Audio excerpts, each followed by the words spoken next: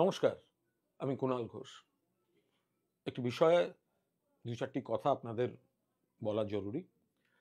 এক হচ্ছে, হ্যাঁ, আমি আরজি করে নিহত অভয়ার বাবার বিরুদ্ধে মানহানির মামলা করেছি।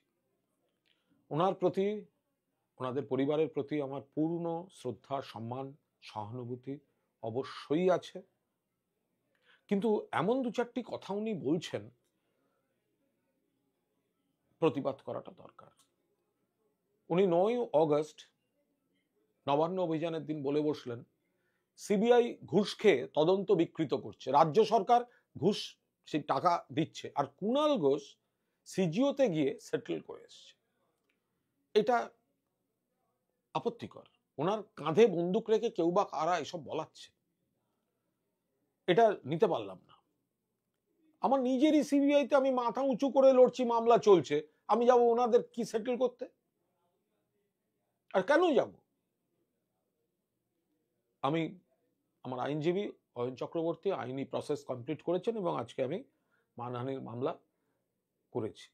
তারপরে আমি শুনলাম সাংবাদিক বন্ধুদের কাছে, ওনার বাবা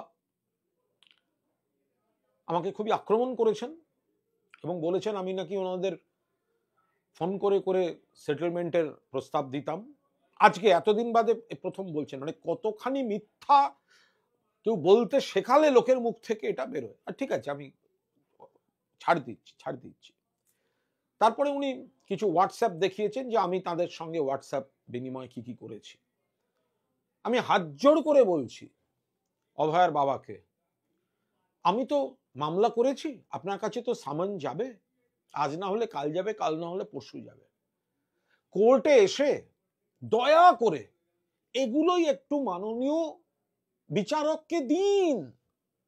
আমি যা যা হোয়াটসঅ্যাপ আপনার সঙ্গে বিনিময় হয়েছে, আপনি মাননীয় বিচারককে পুরোটা দিন, আর পুরোটা ওইভাবে এরকম করে না দেখিয়ে প্রিন্ট আউট করে সাংবাদিকদের দিয়ে দিন।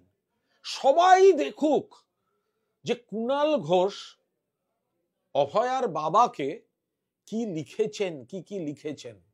দয়া করে দিন। এটা নিয়ে কোনো রহস্য বাড়াবার চেষ্টা করবেন না। আপনি, আমি যা যা লিখেছি, আপনার ফোনে যা আছে, আপনি বিচারককে দিয়ে দিন, আপনি সংবাদ মাধ্যমকে দিয়ে দিন, সোশ্যাল মিডিয়ায় দিয়ে দিন।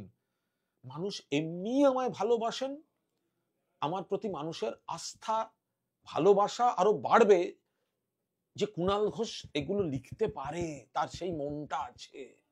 দিয়ে দিন। আমি এগুলো 1 বছর ধরে আমার কাছে আছে, আমি দিইনি।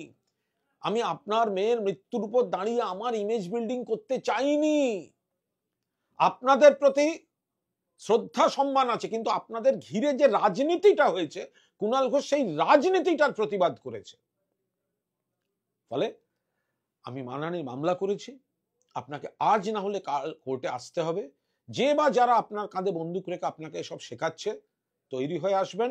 আমার বিরুদ্ধে যা যা ডকুমেন্ট আছে, যা যা প্রামাণ্য আছে, আমি ইনভাইট করে আনছি, নেমন্তন্ন আমি করছি কোর্টে, আমার এগেনস্টে এসে কোর্টে জমা দিন। অভয়ার বাবা ভালো থাকবেন, কোর্টে দেখা।